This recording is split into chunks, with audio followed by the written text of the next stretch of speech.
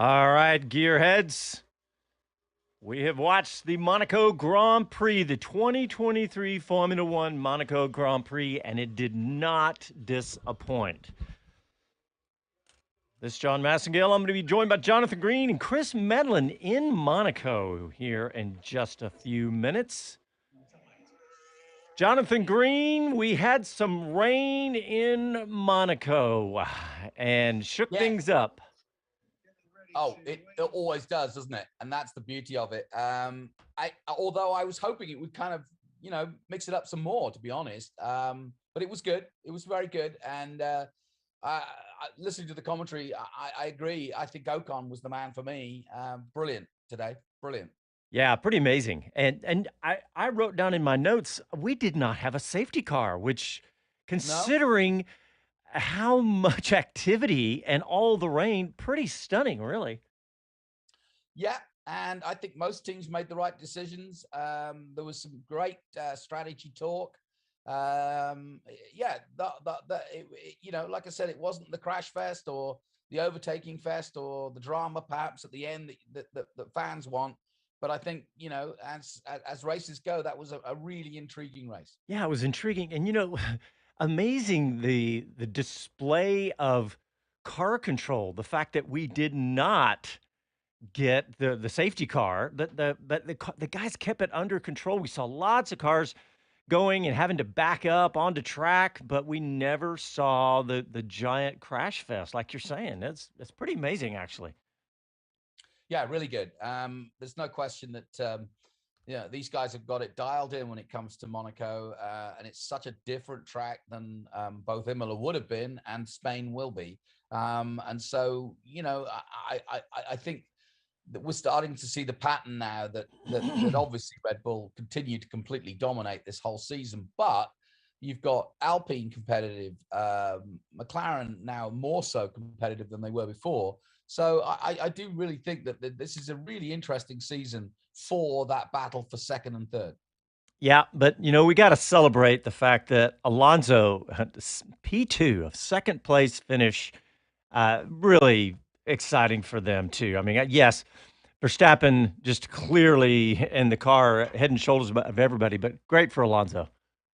Yeah, and we keep thinking that the sort of Aston Martin bubble will burst, but it's not going to. I mean, we've now been to every kind of different circuit there is, and at each and every circuit, Aston Martin have been competitive. So therefore, we've got to say now that Alonso has a crack at taking on the Red Bulls straight on here. Yeah, and you know what? Speaking of Alonso and Max Verstappen, let's not forget about when this rain hit. I think it was lap 52. Is that so? Alonso pitted and went and didn't take the inters, went back out on slicks.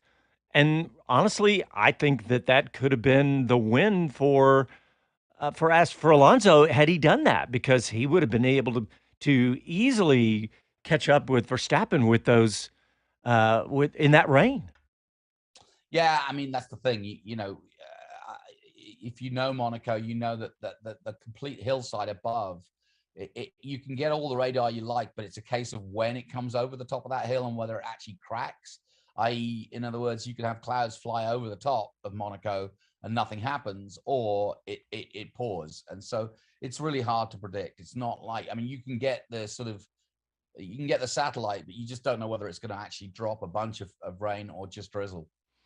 Well, let me just run down the final finishing order. Max Verstappen wins, followed by Fernando Alonso, Esteban Ocon, and I think his third podium ever, followed by Lewis Hamilton, George Russell, teammates there, and then Charles Leclerc in the Ferrari, Pierre Gasly, Ocon's teammate, down in seventh, Carlos Sainz eighth, Lando Norris and Oscar Piastri ninth and 10th, 2 points for double points for McLaren, then Bottas, Nick DeVries down in 12th, Zhou Guanyu 13th, Albon, Sonoda, Sergio Perez with a pretty much disastrous weekend with 5 pit stops in 16th. Hulkenberg, Logan Sargeant, Kevin Magnussen, and Lance Stroll. Magnussen and Stroll did not finish. I mean, whatever happened to Williams' tires? Because we started seeing, that was kind of the first action we started to see, was when Kevin Magnussen passed Logan Sargeant, the American rookie, and then he started getting passed by everybody. But something went on with Williams tires. That was a disaster for them. But yeah, Jonathan, I think that I think this was a pretty exciting race and really a fantastic weekend overall, especially if you consider qualifying and everything. And I'm looking at the television screen, and Alonso has this giant super glued grin on his face right now. Yeah, no question. I mean, it's a fantastic day for Alonso. I mean, these are the days he lives for. No question about it. I mean, to be in his 40s at Monaco on it, taking on a man half his age and competing against him is absolutely brilliant. And, he can't be enjoying this more than anybody else. I mean, he's taken the whole of Aston Martin.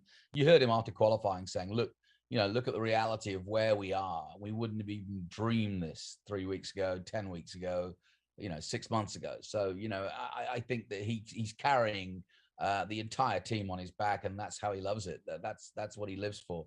I will say this: the other side of it, a lot of question marks were answered. De Vries, a lot of criticism, but I think he's bounced back as much as he possibly could with a decent result there.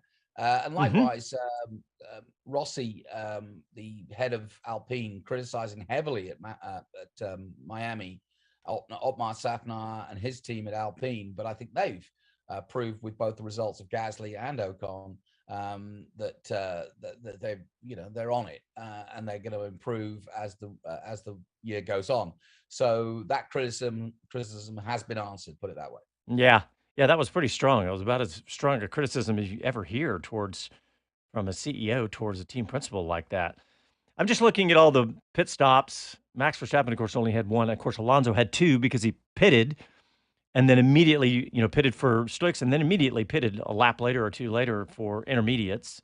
And going down, most everybody's either one or two. Of course, Hulkenberg had three and Logan Sargeant had three. But good day for McLaren though. Do both teams, both drivers in the points for the team? Yeah, it's just halfway through for McLaren. They've got another race coming up in half an hour. Yeah, that's true. That's very true. Yeah, now they're showing Max Verstappen and big hugs to all his team. You know that he he did clip the wall. Do you see that? It was about 5 laps to go, maybe 8 laps to go. He clipped the wall just barely. How much did Max Verstappen use the wall this weekend in both qualifying Well, and the race? I think I counted 7 in total. Yeah, it's crazy. I was just going through my notes. It just shows you that you can talk about Adrian Newey and you can talk about the Red Bull's dominance and Honda, etc. You still got to have a little fella in the middle there, and that little fella knows what to do with that equipment. Yeah, I mean, we are watching just one of the Yeah. greatest ever. We have to say that. I know it's still early to say put him in the greatest ever, but I mean, Verstappen clearly is just an amazing driver and in the rain today again, that because me like everybody else when the rain started, I was thinking, okay, this is Alonso's this is his dream, right? To get into the rain and I tell you, if they had done that pit stop, if they'd put him on inners on that first stop, this could be a very different leaderboard right now. Yeah, you're absolutely right. And I always think of Senna when I think of Monaco, given his record Yeah. there. Looking at that grid with Verstappen, Alonso, and Hamilton, all three of those men live in the shadow, if not try to emulate the powers of Senna, specifically at Monaco. And they all sort of raised their game because of what Senna achieved, rain or dry, at Monaco. So, yeah, I really do think that this is truly a special era. Um, you know, that absolutely, in some ways, emulates the greatness of Senna with all those drivers, with a little bit in each of them.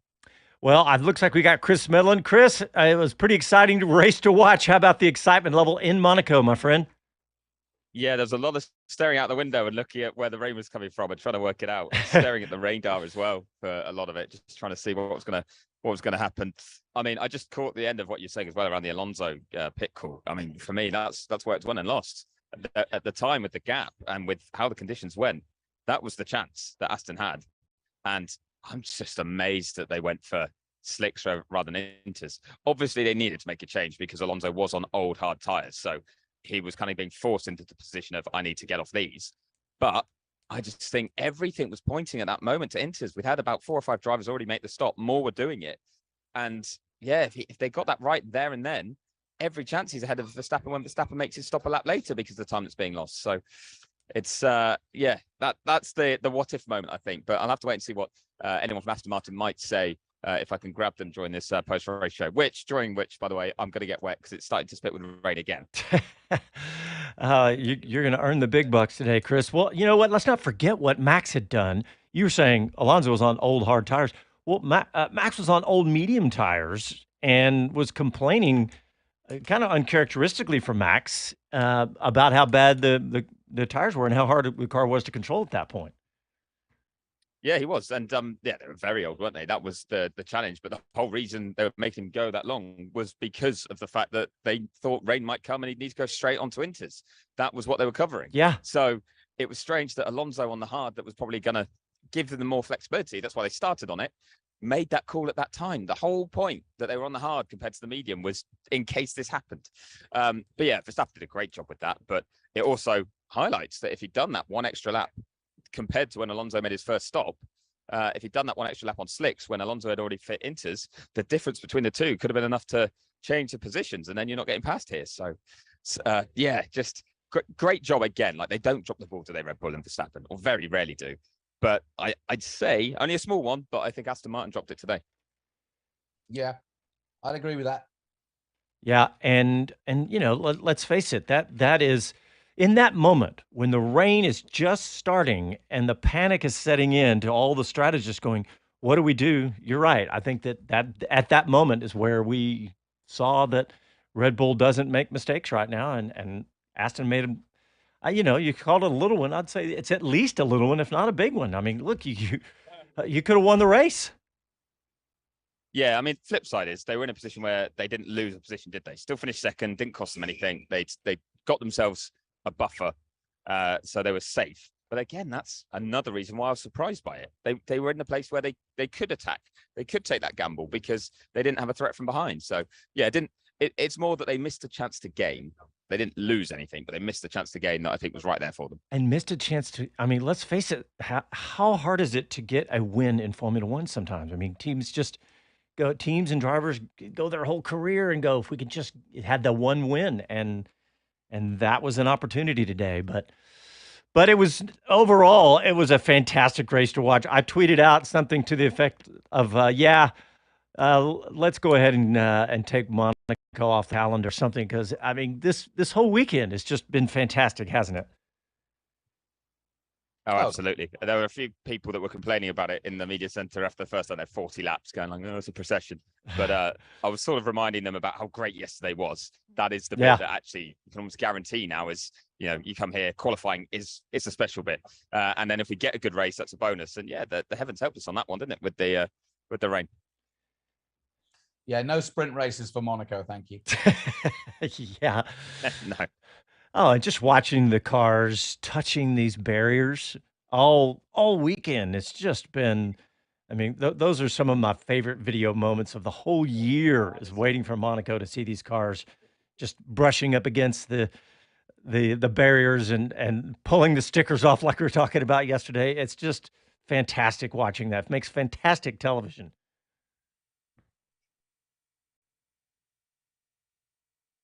Have we lost him?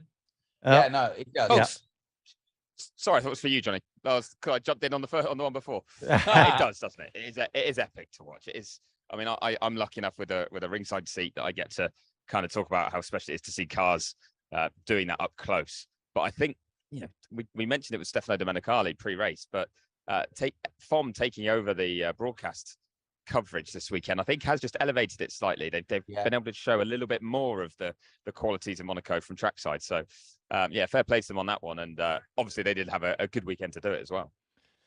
I agree. I think that's been a controversial decision over the years, that they haven't had the wherewithal to show Monaco the way they want to. And there's so many, you know, grandstand shots now and helicopter shots that are so important to modern motor racing.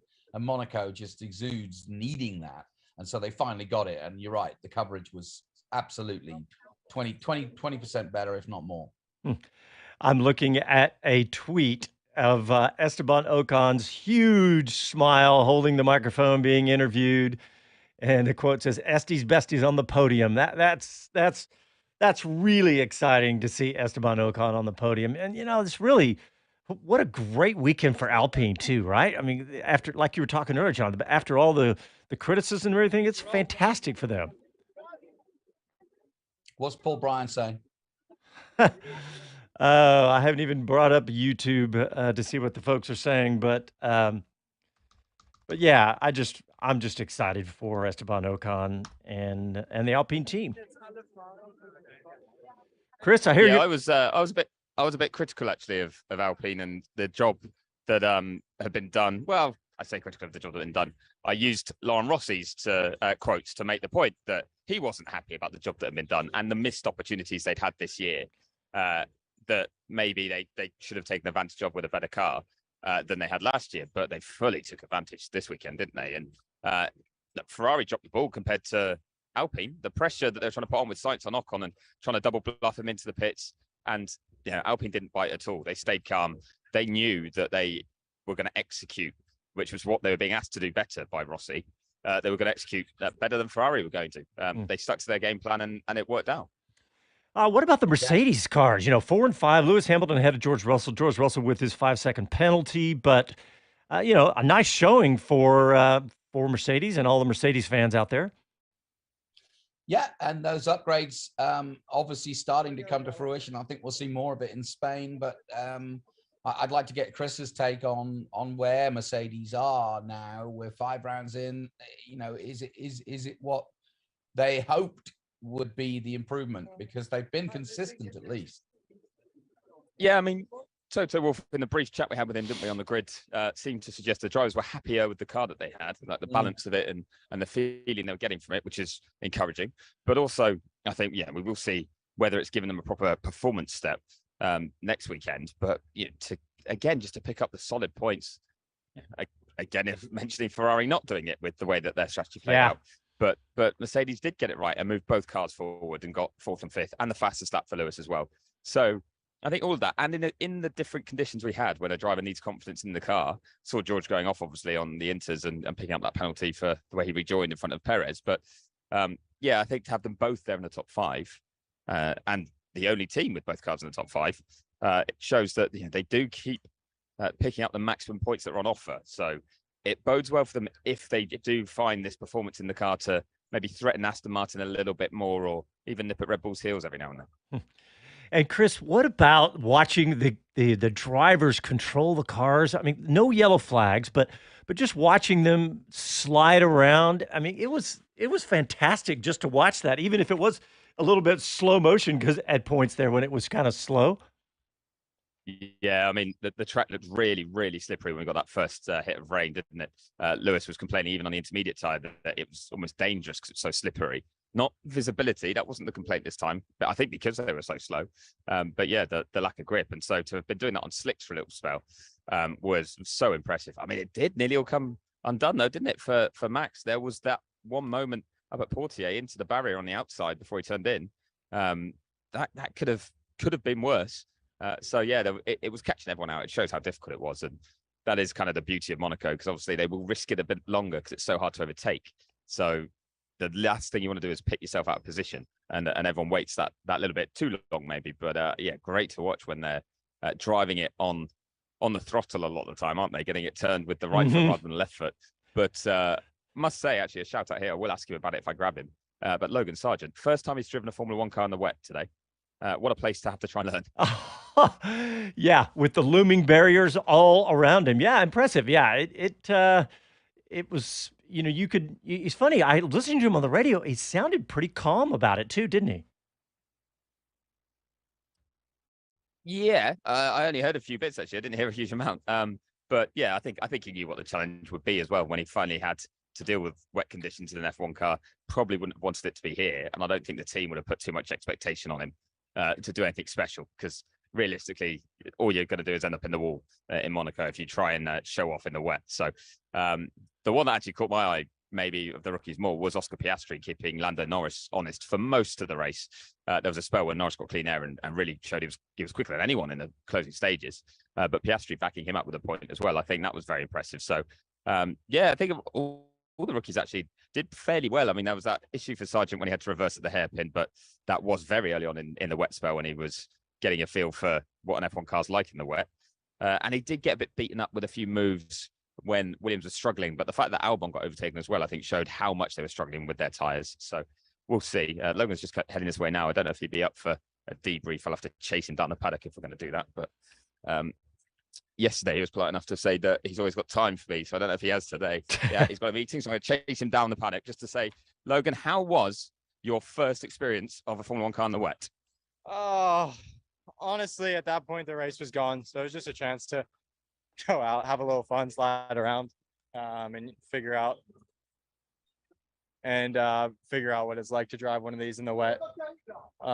Disappointing day, to say the least. Once we had that puncture on the prime, it was over. So disappointing. Well, I mean, around here, you don't get much of an opportunity, do you, though, as well, to kind of make up positions or deal with setbacks like that? You got a bit beaten up when the tires were going off as well.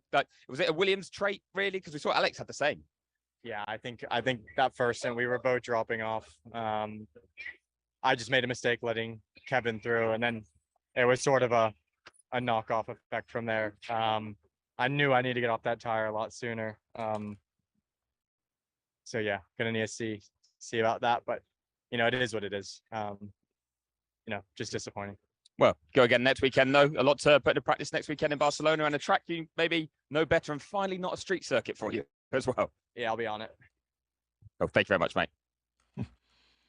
Yeah, look, let's face it. He's in. There was a great learning mode today, right? He had a fantastic opportunity to learn. He was at that point. Something had gone wrong with the tires. We talked about before you got on, Chris, but the Williams tires just looked like they had a major problem before anybody else. But a learning experience. But it looks like we need to get a quick break in right now. And when we come back, we'll have more from Chris in Monaco, and Jonathan and I will help break it all down for you. Back after these messages.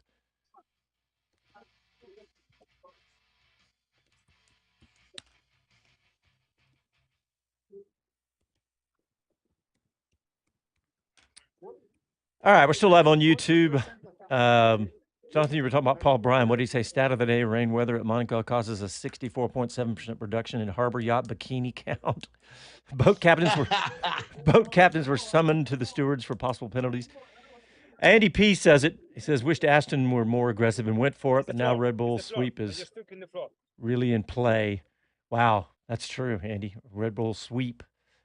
It was probably one of the larger obstacles. Yeah, that's right. This was the opportunity, wasn't it?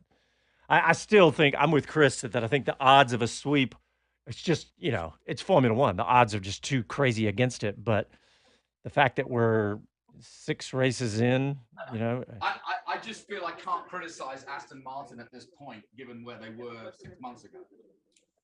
Well, yeah, for sure. Hey, Max Godfrey says something I like. He says, just a matter of time until Logan really comes alive. Book it. I like that. Yeah. Chris, what am I hearing? Get a load of us getting manhandled out the way for absolutely no reason. So that Logan interview happened with us kind of walking back towards the pit lane, and some security tried to stop him going that way, which is why we got to stand and chat for a bit.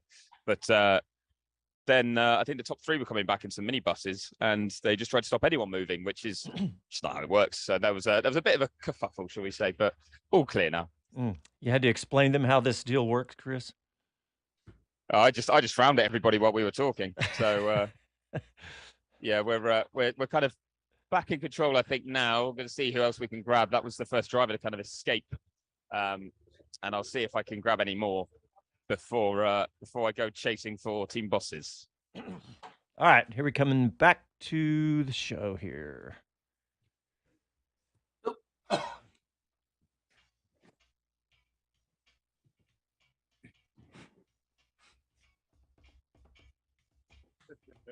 Hi guys, this is Pierre Gasly and you're listening to Speed City. Welcome back to the fastest hour in radio, Speed City. CrowdStrike presents Driven in 60 as the official cybersecurity partner of the Mercedes-AMG Petronas Formula One team. CrowdStrike protects against cyber threats so the team can focus on what matters, their next win. The revolutionary cloud-native unified CrowdStrike Falcon platform harnesses the speed and power of the cloud to protect and defend organizations of all sizes against increasingly complex threats, stopping breaches before they happen. Because on and off the track, the stakes couldn't be higher. A split second can make the difference between victory and defeat. When every second counts, protection shouldn't slow you down. It should fuel your momentum. CrowdStrike, protection at every turn. To learn more and to try CrowdStrike Falcon free today, visit crowdstrike.com/XM. And you know what, guys? I caught up with CrowdStrike CEO George Kurtz, and we're going to have some of that interview later on in the show. But Jonathan Green, you've been a little bit quiet. I mean, I know you. I know this is. Oh no! Oh, mayhem! I was thinking mayhem as soon as the rain started, but I mean, look, this was a great weekend, and really a display by Max Verstappen all weekend long, and a really exciting weekend. Yeah, I think the biggest thing I'm disappointed about was Perez's crash, because it could have been such a different weekend if Perez was in the game in qualifying. Yeah, and so that to me was the disappointment of the weekend, because it could, like I said, it just could have been so different. But George, that said, from last weekend? That's Monaco for you, and a crash like that at Sandoval is typical. But yeah, I mean, it was a brilliant display by Verstappen, and I mean, we forget just how quickly he's rewriting the record books, which we never thought could be done the way he's doing it. So it's a hell of a golden era for Red Bull, and they've taken over with aplomb from Mercedes. There's no question about it. The dominance is unheard of. I mean, look what they've done this year. Yep, and Chris, just feel free to jump in if you get somebody. But I keep looking back at McLaren. You know, they had a pretty much disastrous Miami, and coming in 2 points, 2 drivers in the points, impressive. And what about Lando and Oscar, Jonathan? Yeah, I mean, Crofty said it in the commentary. He really likes the combination. I do too. I think it's a really good and potent combination. But I'd love to get Chris's take on just where McLaren are. Are they on the up and up, or are we seeing what is going to be a mediocre year where they struggle to stay in the top 5? I don't know the answer to that. Clearly, the Mercedes engine is good. Other teams like Aston Martin, but if I compare Aston Martin and McLaren, Aston Martin are miles ahead of McLaren, which wasn't the case some 6 months ago. So my question is, where are McLaren, and when are they going to improve? Yeah, I think it might not happen this year, to be honest. I think the team are going to say it could, or are going to talk up their chances of developing and things, but realistically, you've got to out-develop your rivals heavily in a cost-cap era, when those rivals have, are very big teams, very competent teams. The only one they could have targeted was Alpine, and Alpine did a great job today and do have a quicker car. So that's going to be really tough to rein in. So they're going to be fighting for the last couple of points every now and then. And that's what they nailed today. That's what was impressive about today. Getting both cars 9th and 10th. That's as good as they could have hoped for. And there were some really good flashes of pace. They've got a very good, strong driver lineup for the future. They made the right call. We have to say it. As much as we miss having Daniel Ricciardo on the grid, I think replacing with Oscar has been proven right already this year, with Oscar's potential and the fact that he got the point here on debut for him as well. Don't forget, in treacherous conditions. So I think there are positive signs. I also think it will take time for some of the technical changes to play out. Having put Andrea Steyer and Stella, I keep doing Steyer because it seems like it should be Spanish, but it's Italian. Stella in charge as team principal, but it's a different kind of approach. And he had impressed Zach Brown and everyone there. And one thing that I have been personally impressed with under the kind of the Zach Brown era at McLaren, and it's something he said on Wheel to Wheel last week, actually, is the way they learn from their mistakes, the way that team admits when it gets things wrong. And instead of going like, oh, no, we're good, they go, no, we're not good. We've got to do that better. And they react. And they did that with IndyCar very, very impressively, haven't they, really, if we look at where 4 cars are starting for McLaren in today's 500. And I believe they will get that done in Formula One as well. I think they will get there. I just don't think it will happen that quickly because where they're coming from. Sorry, Jamie Price is pointing a camera at me, which is just thoroughly off-putting. He's a great photographer. Yeah, and you have to give you mentioned Alpine and where McLaren's battling. You got to give them credit right now because they're they're in a great position. I was just looking at constructor standings, and it's interesting. It's like Williams at the bottom with 1 point, then double that to AlphaTauri, then double that to Alfa Romeo, then double that to Haas is next, and then double that to McLaren, then double that to it's almost like it's just doubling all the way up. But Alpine with 35 points and double of what McLaren has at 17. So I think you're right, Chris. I don't really expect McLaren to right the ship and move ahead of Alpine. I think that's probably true, but disappointing for Haas. Again, we talked to Gunther right at the beginning of the pre-show, and he didn't have the answers, and not a great weekend for Haas, Jonathan. No, not really. And I thought Chris's interview actually with Gunther at the start of the day was actually, again, perfectly honest, perfectly Gunther. Not happy with where they are, not quite sure what needs to be done. But again, a bit like McLaren, I think Haas have proven over the years that they're not frightened to take on their problems and work them out, bit by bit, and peel the onion bit by bit and work out why they're not where they are. The Ferrari engine is good. The basics of the car are good. I think they are good at some of what I would call traditional mid corner speed. I think they'll be more competitive in Barcelona, for example. But where it's quirky, they struggle. And Monaco and Miami definitely want a couple of those. I'd like to have seen how they've gone at Imola. Yeah, good point. Yeah, they've been strong there in the past, haven't they? Lando was on the podium there twice, certainly once. I think twice. It's in recent years. So yeah, that might have. Sorry, we've moved on from McLaren, haven't we? I've been getting sidetracked. That's all right. But you're right. You're Yeah. absolutely right. I think that true of McLaren as it is for Haas. Yeah. Hey, what about Yuki Tsunoda, Chris? He was vocal on the radio. I know that's surprising. Yeah, although, so I spoke to one of his performance engineers in Miami who said that's 1% of Yuki on the radio, that most of the time he's actually very calm, very considered. They've seen a real change in him this year, the way he's kind of mellowed and just a lot more in control, not only of the car, but of his emotions. And but they said, obviously the radio messages they like to play out are the entertaining ones when he's still being Yuki. But yeah, today it just still seemed to go wrong with his brakes.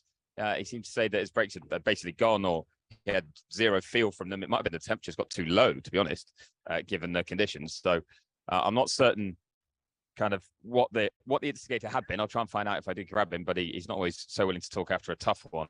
And yeah, that was a race that promised a lot more than it delivered for him, because he'd done a great job until lap 50, 55, and then it just started to go. It was getting slower and slower and slower, and even though it's impossible to overtake round here in the dry, the wet offers opportunities, and if you're in that much performance trouble, it's inevitable. I mean, I think it was DRS passes, which are almost unheard of, but that shows just how much he was probably having to give it up by the end of the pit straight to make sure he got the car slowed down.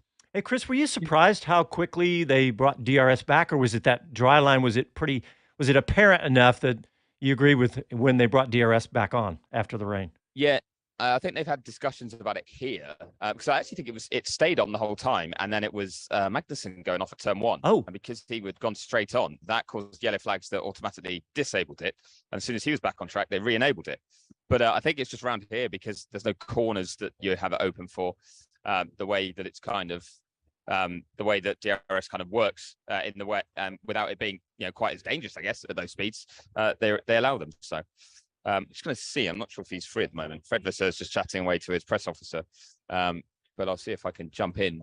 He's willing to. Great stuff, Fred. Thank you very much. Double points, but maybe not the return you would have been hoping for. I mean, were you in a hard place with timing your pit stops, or did the team get it wrong today? No, I think that on the first part of the race with slicks that we did pretty well. That Carlos was stuck behind Ocon, I think, and he was. Let's say a bit impatient, but if you don't push, you don't overtake also. And then when the rain came, we lost the position with Russell because he didn't pit so far. And we took also the bet to extend a little bit. We were not in a position to score good points, and we took the bet. It didn't pay off, but we didn't lose position at all. we lose a position when Carlos went straight. It's this is. Yeah, and it was obviously full of tricky calls to make as well, and the drivers could have made bigger errors that took them out of the race. But how do you sum up kind of the weekend from Ferrari's point of view? Because you came here and you said you wanted to be on pole. There was a chance of winning it, and not a huge return. Yeah, but the pace was okay Friday. That Saturday probably we lost a little bit the pace of the weekend on Saturday morning, and we have to understand why. But we were back in Quali. Quali, we are 1/10 off. That 200ths of the first row, and it's we pay high price the penalty also because that if Charles was in front of Ocon, it was not the same story. And but it's the accumulation of small mistakes or some conditions that we have to fix because that at the end it's so tight between P2, 3 to P8 that you can move in one direction or the other for details. Well, it's one of those issues to fix, though. The communication, maybe the messages that Charles didn't get in qualifying, because, like you say, that proved very costly in the end. No, but for sure, each time that you are doing a mistake, you have to understand why and to fix it, and it will be on the table this week. I bet. Well, also on the table this week, I think upgrades coming to Spain. Is it a new rear suspension? It's on the table for a while. It's not. No, it's for sure that we'll have some small updates in Barcelona next week, but small are important because it's so tight that. For hundreds, you can make a step forward. Yeah, what are you expecting there? Because Aston brought upgrades here, big ones, Mercedes too. Can you be at the front of that pack?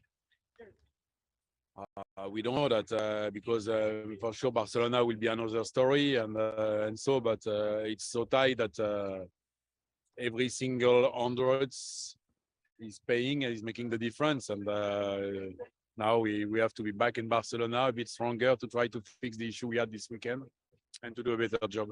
Yeah, I mean, it's stressful for you, but it's great for us to watch with it so close. So we're enjoying it. So, Fred, thanks for your time. There we go.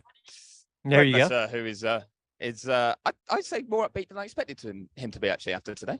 Yeah, he did, didn't he? All right, we got to sneak a break, and when we come back, Jonathan's got some thoughts on Yuki Tsunoda, some additional thoughts, and we'll take some comments from YouTube and the phone number if you want to call and join us, 512-643-5483, 512-643-LIVE. Listen to Speed City. Back after a quick break.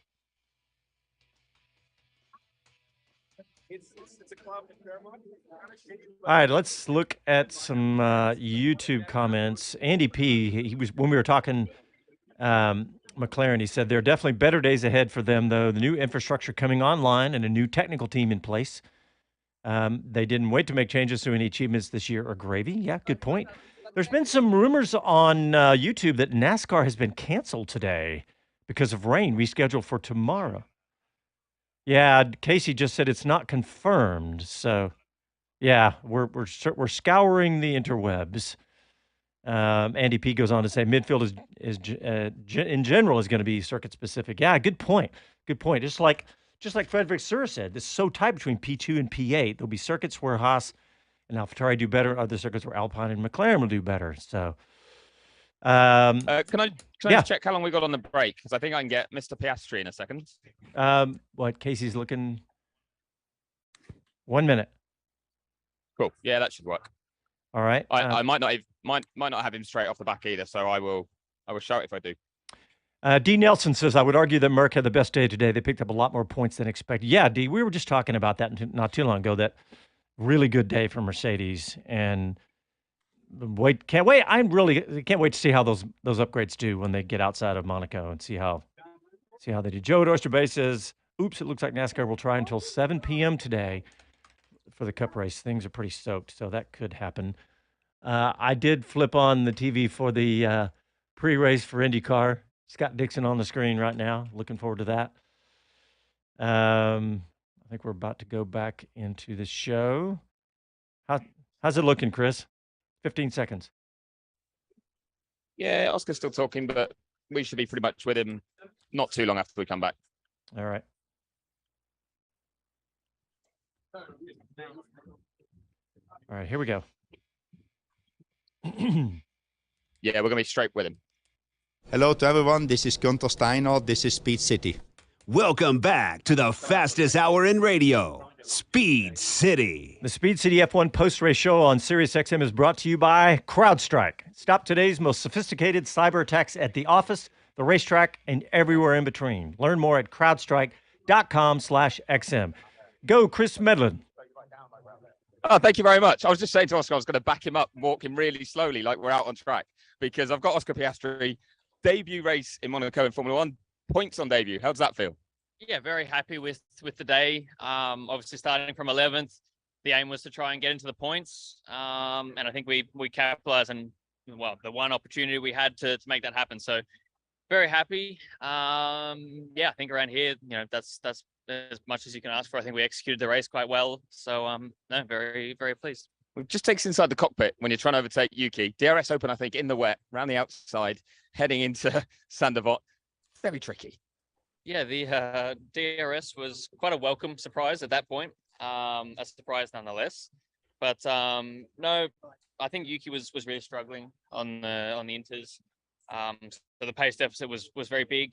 I saw Lando had made that move stick a couple of laps before, and I was very, very close coming out of the last corner. So yeah, managed to make it stick, locked the right front, and thought I was in the wall at one point, but no, managed to keep it out of the wall and got into the points. So very happy.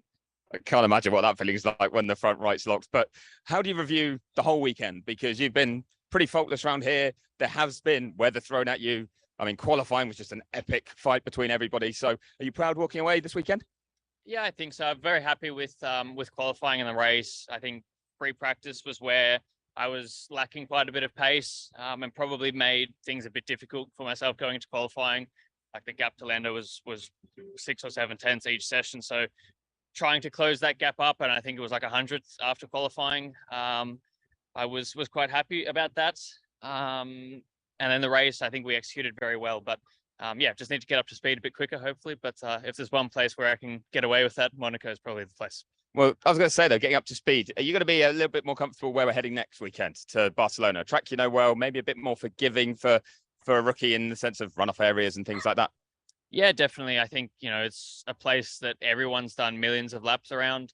A bit more of a traditional circuit. It's probably the first traditional circuit we've had for the year. So no, I'm looking forward to that. This weekend's been very cool, but no, having a bit more of a normal weekend, a more normal circuit will be, a welcome change, I think. So looking forward to it. Cool. And off to watch the Indy 500? Yes, I will be, actually. We've got 4 McLarens in the top 10 at the moment. So hopefully one of them's there and hopefully one of them's at the top at the end. So I'll be watching. So will we. Thanks very much, Oscar. Well done today. He's a pleasant guy, isn't he? He's good fun. He really is. He's well managed as well, I think, by Mark Webber.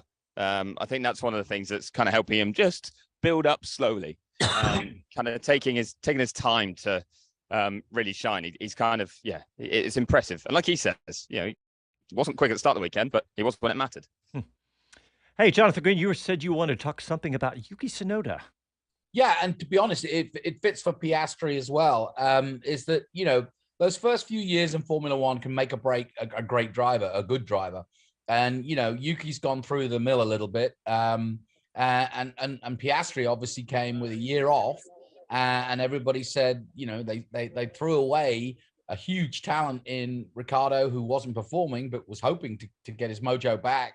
So in many ways, the pressure has been on both Yuki and Piastri. But one thing I was going to mention in motor racing, it's all about inputs, and there's only a couple of inputs that you can't dial in to a driver, and that is passion and speed. If they've got both of those, and Yuki and Piastri have both of those, then you can work on molding those and dialing them down a bit, but you can't dial them in. And so I think in both those cases, De Vries, I'm not so sure about. I wouldn't put him in the same category, but with Piastri and Yuki as newcomers, relatively so, I would say they've both got what it takes to be able to make themselves into great racing drivers, great Formula One racing drivers. Yeah, I can't argue with that, and I do like what I'm hearing from Logan Sargeant too. Yes, and I put Logan in the same boat. I think he's got what it takes. He doesn't show it on his sleeve as much, but I think the passion is deep with him, and he certainly has the speed. So, like I said, everything else can be dialed in. Yep. So what's going on, Chris? What I hear a little murmuring in the background there. Yeah, I have made it down to a quieter spot of the paddock. So I am right by a very ugly fence, to be honest, outside the Alpine Hospitality. And I am trying to line up a chat with Laurent Rossi, but he's talking to a lot of other people as Thibaut Courtois walks past me, the Real Madrid goalkeeper. That's just what happens in Monaco. We're wearing the same clothes. If anyone wants to know. How bizarre. Mine are probably a lot cheaper than his. You're painting the picture, yeah. Chris. Perfect. Well, navy blue shirt, like stone chinos and some white trainers. So, you know, basically, I could be a Real Madrid goalkeeper. But yes, I'm going to see if I can get Laurent Rossi in a second. But he's just speaking passionately in French to some guests from Alpine. And to be honest, he doesn't look like he's carried away or anything. He spoke to us yesterday, didn't he, post-qualifying? And he was saying he was really pleased for Esteban. But the main thing was he was just happy to see the team execute at the level it can, that he said he knew it can, and that it hadn't been up to now this season. So I feel like he's more relieved, or this is what he's been expecting from the team. So I'll see if that is the case when I get to him. Yeah, it makes me think, reminds me of last year when Alonso moved from there, and we all thought, oh, you know, he's had a good team. Why is he doing this? And obviously now we know why. But now Alpine is, you know, starting to show that speed that we saw last year, and yeah, I'd love to hear what he had to say about that. But while we're waiting on him, I will interrupt you when I get to. Yeah. Okay. Hey, Johnny Green, what else? I'm just looking down. I mean, Valtteri, we haven't talked about Bottas and Zhou Guanyu at all. Finished 11th and 13th. Quiet race, really, for both of them. I don't recall any incidents or activity, but, you know, what do you think about those boys right now, Johnny? Yeah, and unfortunately, Alfa Romeo, we've been asking all season, you know, who is the bottom team in Formula One because it's been so competitive. And I don't want to give them that mantle because they're better than that. But right now, you know, they're the team that can't at the moment. Alfa Romeo, they're definitely not struggling. That's not the word. They're just struggling in what is a ridiculously highly competitive Formula One field. I think that's it between them. Yeah. So I'm not criticizing them. They're just losing out at the moment. But there's no reason why both Bottas and Guan Yu who've shown signs. And we know, certainly in the case of Bottas, I mean, you know, Guan Yu is another one that is definitely, you know, got it all together as an F1 driver. So we should see better from them, but we haven't seen it yet. Yeah, I think that you said it, and that this is so competitive. You got us up. You ready, Chris? No, I was actually going to annoy Johnny by saying struggling is not the word, but struggling is the word he used. I think you're right, to be honest. Yeah, I know what you mean. It's not in a negative like connotation of it, is it? It's just that's how competitive it is right now. Yeah, and I think that's just great for the sport. No argument there, guys. So. Just looking at, we haven't really talked about, we've talked up and down the grid, but Albon, you know, I guess Albon, what about him, Chris, his race today? Albon's? Yeah. So I saw him, he was looking kind of, I don't know, I want to say dejected, but he was just kind of a bit like, well, nothing came our way. As we said, both Williams drivers did struggle on those mediums. And you know, unless something crazy happens, if you're not starting in the points, you're not going to stay there. But enough about Alex Albon. I now have been promoted to the front of the queue by the Alpine press officer, James Lloyd, who gets a shout out for that one, to Laurent Rossi, who you look remarkably calm after a podium in Monaco. I feel like you expected it. Now, I know it's tough to overtake, but that was a chaotic afternoon. Oh, no, I was not necessarily expecting it. I just don't want to be like ahead of myself, you know, like it is good. It's very good. It's a reward for the team and the very hard work they've put in. It's nice. They've showed themselves and the world and me, of course, that they are capable, which I knew. But it's just the drivers are strong. Shows the team is good as well because we had to adapt to very changing conditions, very strategies. A bit surprised by the strategy of the Mercs and I guess the Ferrari as well. They were all on reverse compared to Esteban, so it's a bit of a tricky one. Pierre was a bit stuck there in the middle. They adapted well, and we kept our initial positions, which is good.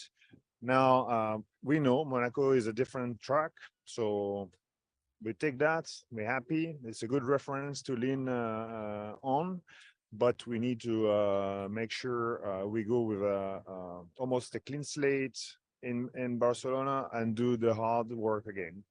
Well, just before we focus on Barcelona, on today's race, as you mentioned, there's some big teams there, and the rain came, getting it the timing right. Ferrari were trying to double bluff every time, saying that Sainz was going to pit, and then he didn't.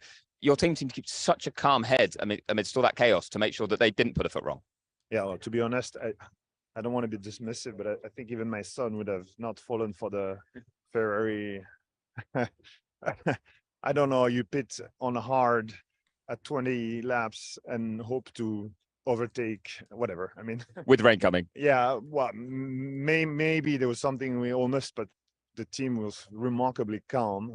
We had a plan. We are not racing those guys with Esteban anyways, because they were on reverse. So we were covering for Hamilton, and they could do whatever they pleased. That was their choice. We were not on the same strategy. So indeed, we stayed calm because we knew what we had to do, and the team, when they know, they execute very well. So yeah, no stress on this end. The rain was a little bit of the question mark. The good news was everyone around us pitted but Norris, so he was the big winner of the day. That's good. That happens. You win some, you lose some, I guess. But at the end of the day, since Sainz fumbled a bit and Ferrari fumbled a bit, we just kept the 7th position, and we're happy with that. And it's good points for the team in the championship, gets you comfortably back into 5th place overall at this point. But you mentioned Barcelona, very different challenge. Yeah. But have you seen the development from the team with the car, with the work they're doing, with the car they've delivered this year that thinks you can be strong there? Yeah, of course. We brought some upgrades actually to Imola, which didn't happen. They probably worked a bit here in Monaco, but it's a very different track, so we couldn't really assess the full potential of those upgrades. So we're hoping that they're going to work also in Imola. So there's good stuff in the pipe.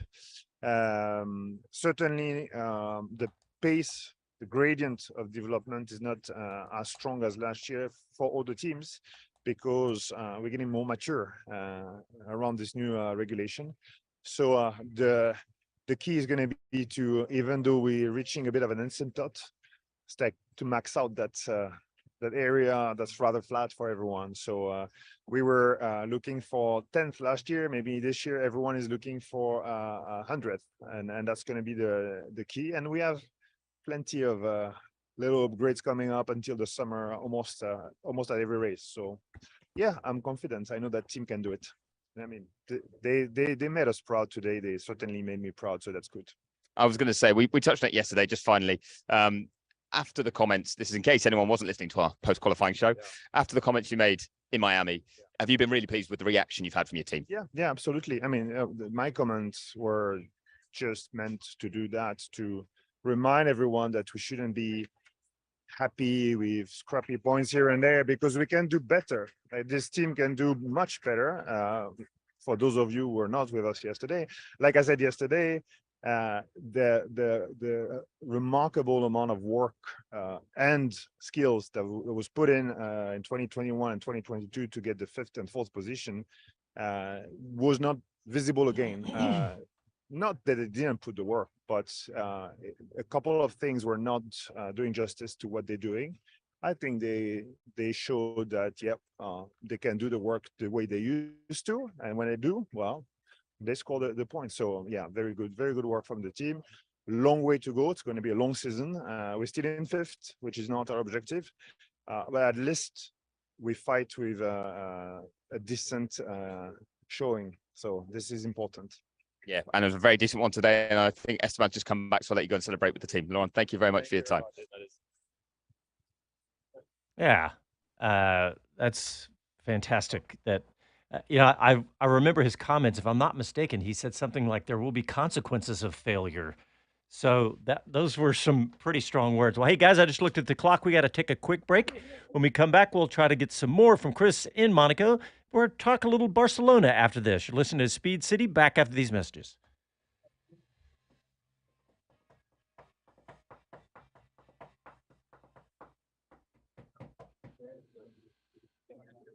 All righty, we're live on the YouTubes. Let's see what we got here.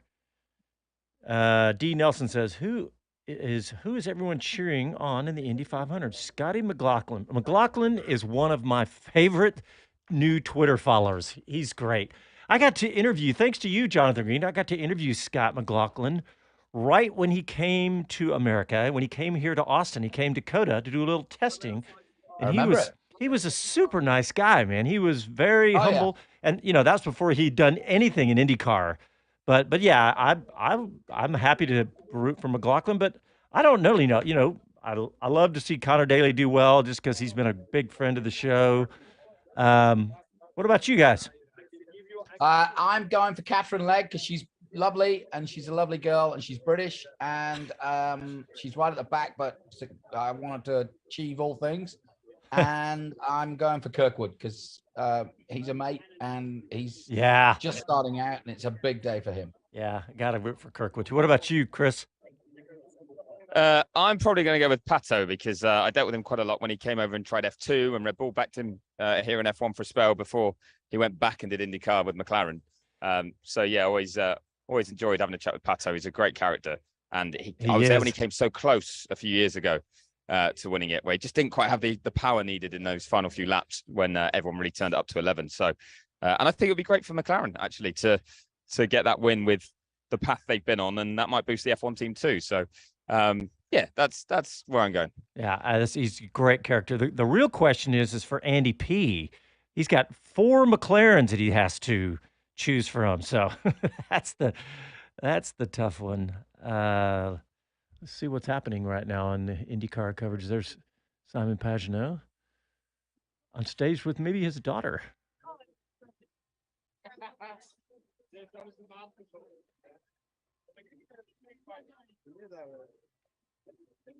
Hi, this is Karun Chandok, and you're listening to Speed City. Welcome back to the fastest hour in radio, Speed City. All right. Hey, Chris Medland out in Monaco. We have an interview that I caught up with CrowdStrike CEO George Kurtz when he was here at COTA last weekend.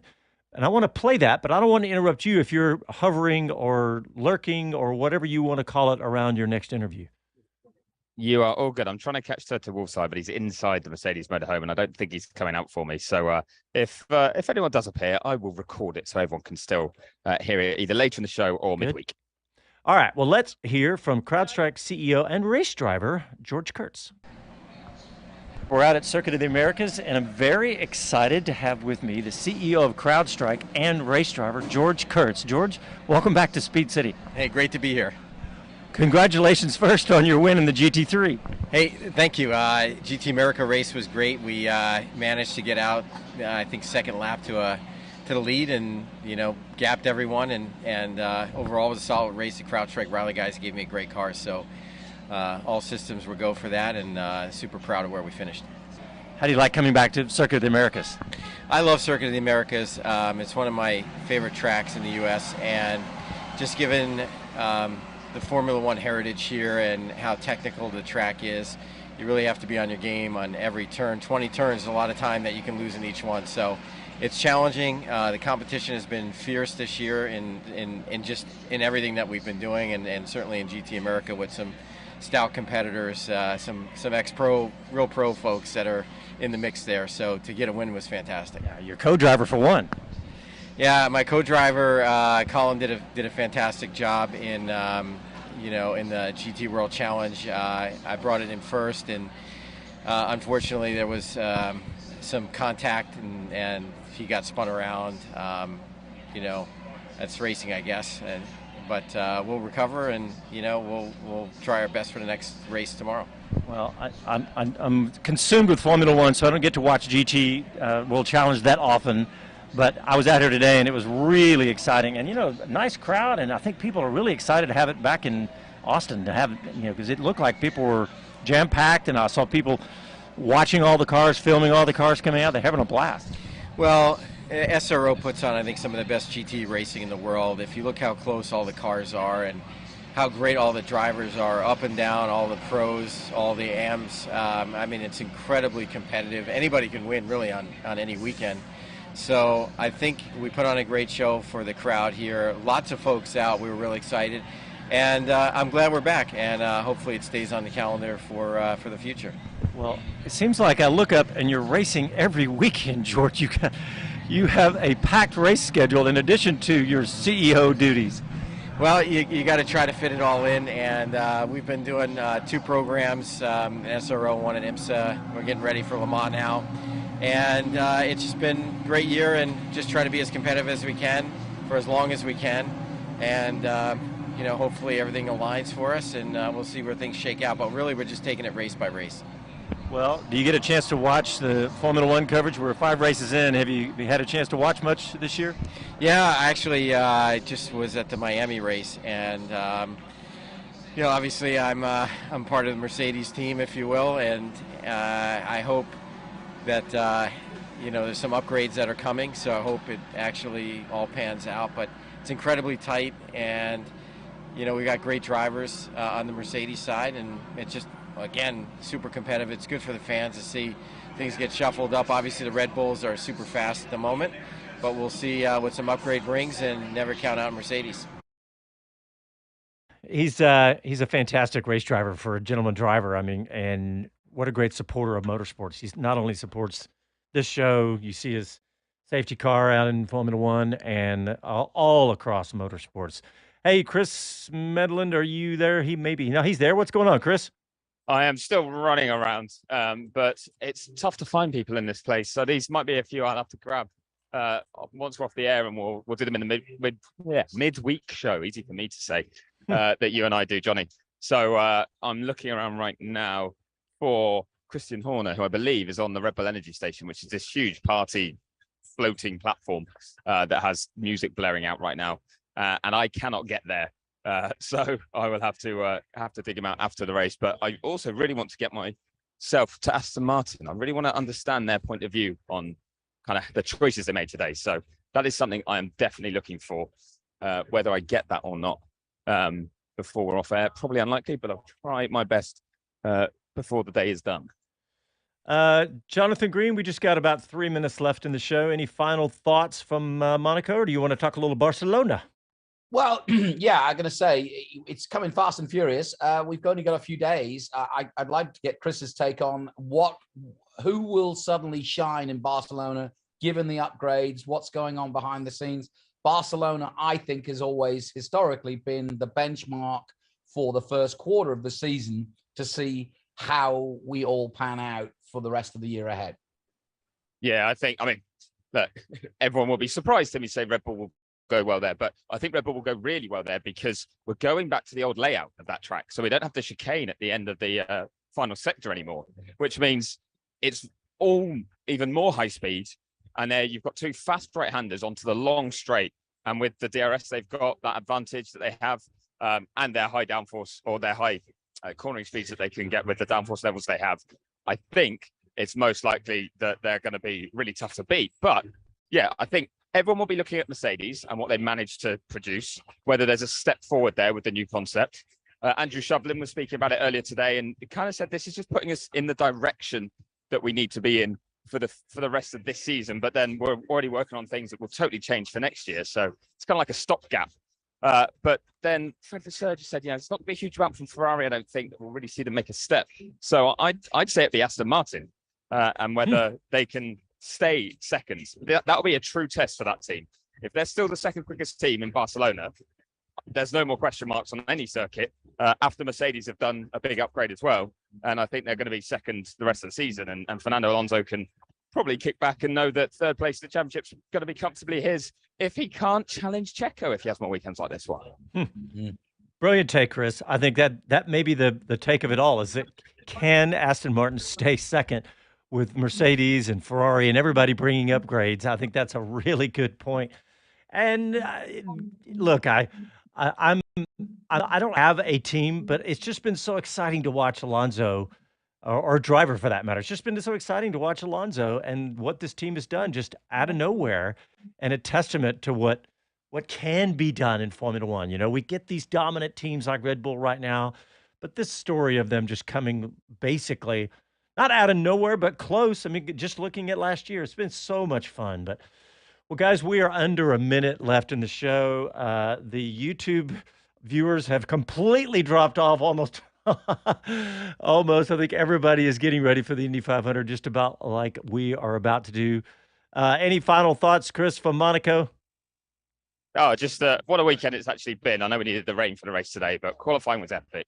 It's been really good, and I think the way that the kind of sorry, I'm getting distracted by Ted Kravitz there. I was looking for Mike Crack, and I can't spot him. The weekend's panned out. It's been brilliant, and I hope it means that today continues to be the epic day of motor racing that it can be, because Monaco's done. I'd say it's done its bit as well as it can. So hopefully Indy follows that. All right. Well, we are out of time. Johnny Green, thank you, sir. Chris Medland, talk to you soon, guys. And everybody have a great rest of your fantastic motorsports weekend. Happy trails.